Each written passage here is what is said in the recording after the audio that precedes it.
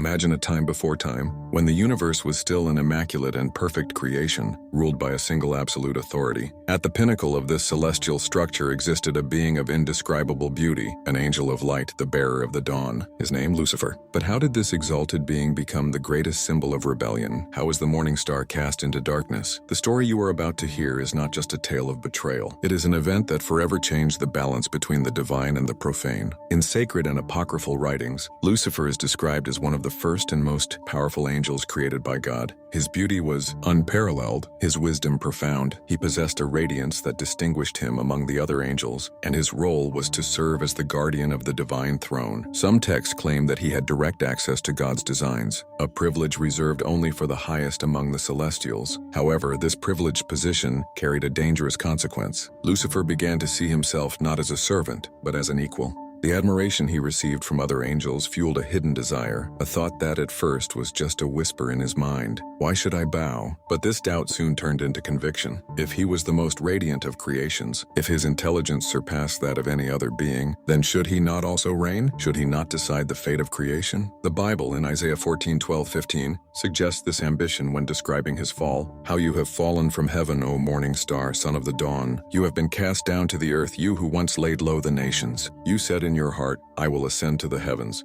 I will raise my throne above the stars of God. I will sit enthroned on the Mount of Assembly. I will ascend above the tops of the clouds. I will make myself like the Most High. Here lies the root of the rebellion. Lucifer did not just want a place of prominence. He wanted to be like God. This thought, once secret, began to spread among the angels. Gradually, he started questioning divine authority, whispering in the ears of those who also felt wronged. And then came the decisive moment. The plan was already set. Creation needed a new ruler. But what happens when perfection encounters ambition? When an unshakable kingdom faces its first war? This is where the true battle in the heavens begins. So don't forget to leave a like, subscribe, and turn on notifications so you don't miss anything. The universe had never known war. Since its creation, everything was governed by order and harmony, but that was about to change. Lucifer, inflamed by his own arrogance, no longer hid his intentions. His influence spread like wildfire among the angels. Many admired him, others questioned his words, but some began to follow him. It is said that a third of the angels in heaven were seduced by his promise of freedom. To them, God was an absolute ruler who did not allow choices. Why should they submit if they were just as powerful as the other celestial beings? Lucifer promised something no one had ever dared to suggest: autonomy. He convinced them that heaven could be different, that angels could decide their own destinies, and with that the seed of rebellion was planted. But if Lucifer thought he could simply take the divine throne without resistance, he was mistaken. God, who sees all and knows all, was already aware of his betrayal. And then, an opponent worthy of Lucifer emerged, the archangel Michael. If Lucifer was the angel of light and wisdom, Michael was the angel of justice and war. His loyalty to God was unwavering, and he would not allow a traitor to corrupt creation. The book of Revelation 12:7-9 describes this crucial moment. Then war broke out in heaven.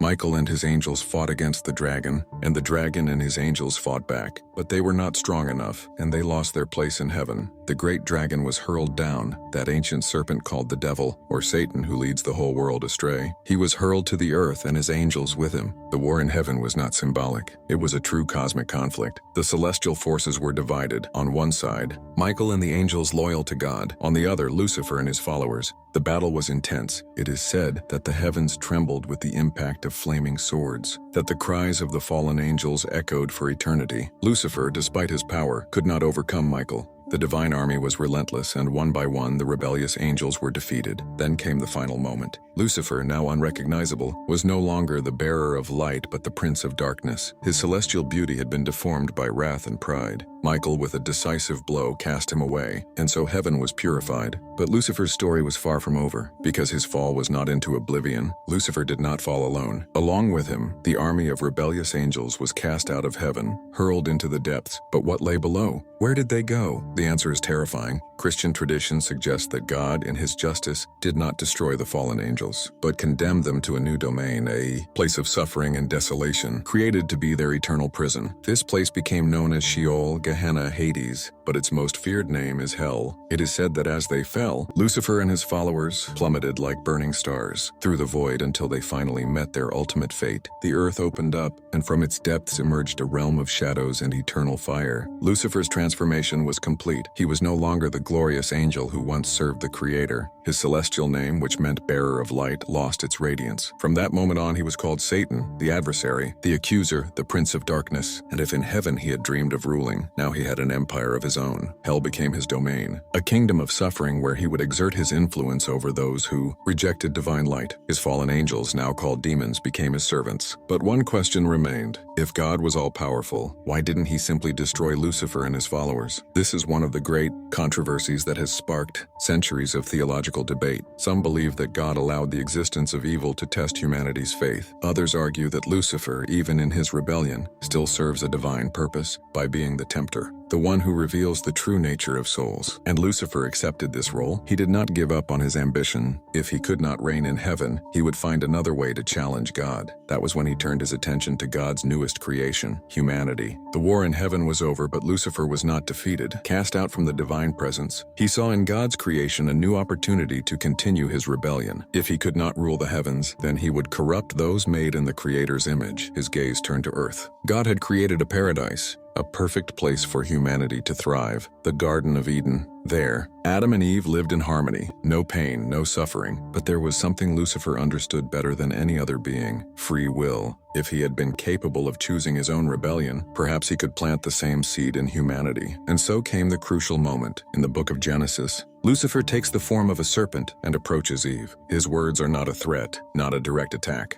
He uses a much more powerful weapon: doubt. Did God really say that you must not eat from any tree in the garden? Eve responds that they may eat from all the trees except one, for if they do, they will die. Then Lucifer sets the trap. You will not certainly die. On the contrary, God knows that when you eat from it, your eyes will be opened, and you will be like God, knowing good and evil.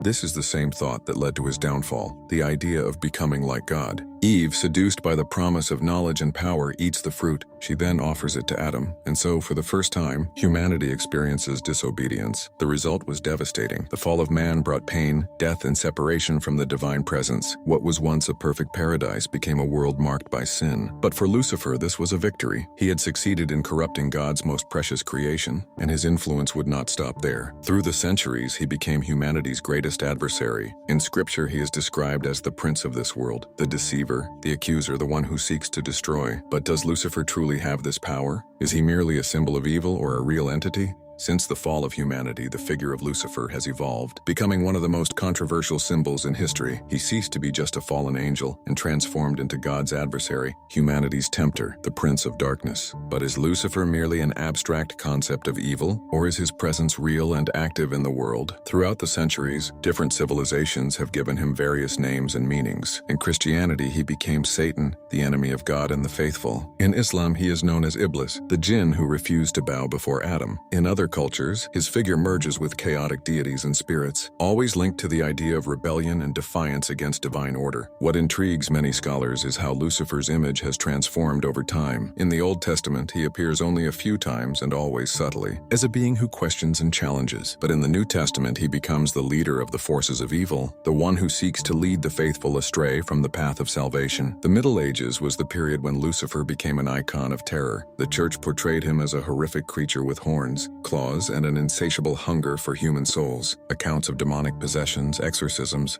and secret cults further fueled his myth. But there is an interesting point. The traditional image of Lucifer as a red being with bat wings and a trident does not come directly from the Bible. It was popularized through works of art, books, and films. In fact, many sacred texts still describe him as a being of extreme beauty, capable of seducing and deceiving with his celestial appearance. This leads us to an even deeper question. Does Lucifer truly rule hell? Contrary to popular belief, traditional Christian theology does not place Lucifer as the king of hell. In the Bible, hell is described as a place of torment for him as well. In Revelation 20:10, it is written that at the end of times, the devil will be cast into the lake of fire and sulfur, where he will be tormented forever. So if he does not rule hell, where is he now? And what is his true role in the world today? If Lucifer fell millennia ago, does he still have power over the world, or is he merely a symbol of human evil? The answer to this question depends on whom you ask. For the religious, Lucifer has never ceased to act. He is not just a concept or metaphor, but a real being who works behind the scenes to lead lead humanity away from the divine path. He would be behind corrupt ideologies, the degradation of moral values, and the rise of cults and philosophies that reject God. The Bible reinforces this idea when it says in 2 Corinthians 4:4, "The God of this age has blinded the minds of unbelievers so that they cannot see the light of the gospel that displays the glory of Christ, who is the image of God." This means he doesn't present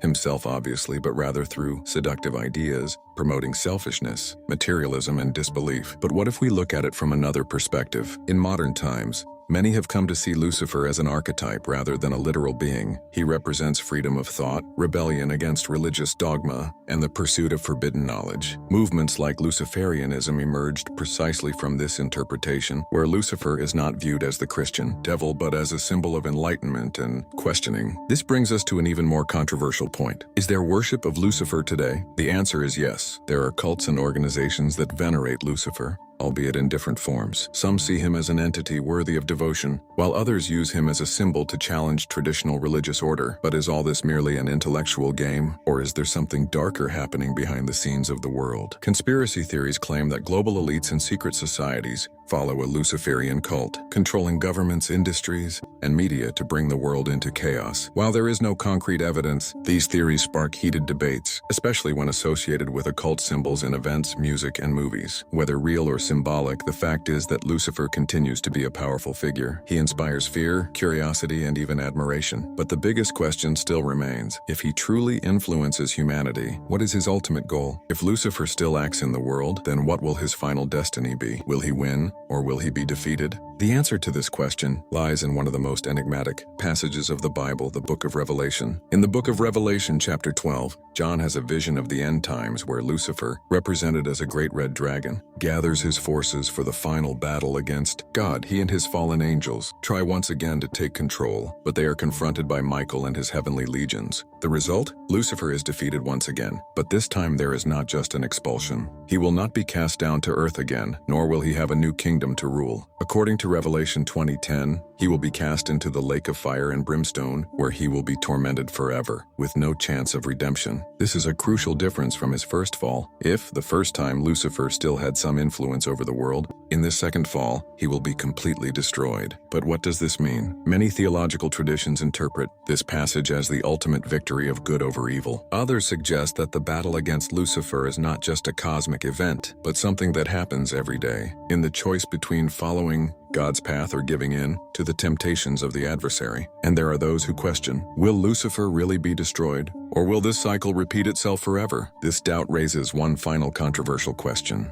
Can Lucifer still be forgiven? If God is infinitely merciful, then would there be a possibility of redemption for the one who was his greatest traitor? The traditional answer in Christian theology is no. Lucifer's decision was final, and he seeks not repentance but revenge. But some argue that the very existence of evil has a purpose within the divine plan. Without darkness, we would not understand light. Without temptation, we would not understand the value of faith. Whatever the truth may be, one thing is certain: the story of Lucifer continues to fascinate and divide opinions to this day. Is he the ultimate villain or a misunderstood character? A real being or an archetype of humanity? Perhaps we will never know for sure. But as long as there are doubts, as long as the name of Lucifer continues to be discussed, his influence in one form or another will remain alive. And you? Do you believe Lucifer is a real enemy or just a symbol? Leave your comment and share your opinion. The debate about Lucifer is far from over, so subscribe to not miss anything.